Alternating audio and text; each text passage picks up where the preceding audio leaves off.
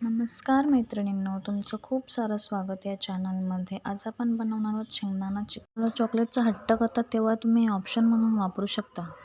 अशा प्रकारे मी हे 200 ग्रॅम शेंगदाणे भाजण्यासाठी घेतलेले आहेत. हे शेंगदाणे साले सुटेपर्यंत व्यवस्थित भाजून घ्यायचे आहेत आणि त्यानंतर एका कापडावर काढून मी त्यांना आता अशा प्रकारे त्यांची सालं काढून घेणार आहे. थंड झाले की तुम्ही हाताने देखील चोळून हे सालं करू शकता.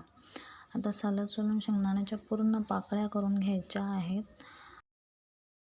आता जेवढे शेंगदाणे घेतले आहेत तेवढ्याच प्रमाणात मी इथे गूळ फोडून घेतलेला आहे आणि शेंगदाण्याच्या पाकळ्यांचा देखील मी असा चुरा करून घेतलेला आहे. ही सर्व तयारी तर आपली झाली आहे. आता पाक बनवण्यासाठी घरातील एक मोठं भांडं घ्यायचं आहे. जसं की आपल्या घरामध्ये कढई असते, त्या कढईमध्ये आपण आता फोडलेला गूळ घालून घेतला आहे आणि त्याचा पाक तयार करत आहे. हा पाक तोपर्यंत ढवळत राहायचं आहे जोपर्यंत बघा असं चेक करून घ्यायचं आहे. पाकाचे 1-2 थेंब पाण्यात टाकायचे.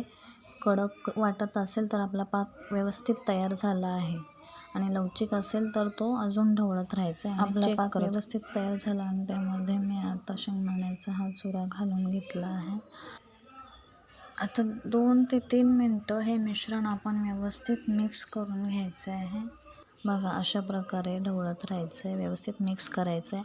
आता हे मिश्रण आपण एका पसरट भांड्याला तेल लावून घ्यायचं आहे आणि हाताला अशा प्रकारे पाणी लावून घ्यायचं आहे. एक भांडं जवळच ठेवायचं आहे, हाताला पाणी लावून त्यानंतर हे असं हळूहळू पसरत घ्यायचं. बघा अशा प्रकारे पाणी लावून घ्यायचं आहे आणि कारण गरम आपल्या हाताला लागू नये, चिटकू नये आणि त्यानंतर व्यवस्थित त्या मिश्रण असं पसरून घ्यायचं आहे. तुम्ही अजून एक वेगळं बघा अशा प्रकारे ही पण एक पद्धत तुम्ही वापरू शकता, पण मी प्लेटच वापरली आहे. शकता आणि मग लाटण्याने वरती लाटू शकता म्हणजे तुम्हाला. त्यानंतर मी ही वापरली आहे, तिला आमच्याकडे कातणी म्हणतात. कातणी किंवा चाकूच्या साहाय्याने देखील अशा तुम्ही चिक्कीला कट करून घेऊ शकता. बघा अशा प्रकारे आपली चिक्की व्यवस्थित कट करून झाली आहे आणि आता ती आपण वेगळी करून घेऊयात. तर अशा प्रकारे शेंगदाणे आणि गूळ अगदी साध्या पद्धतीने 2 पदार्थ वापरून फक्त मी ही चिक्की बनवली आहे. अगदी 15 मिनिटात होणारी एकदम सोपी रेसिपी नक्की ट्राय करा.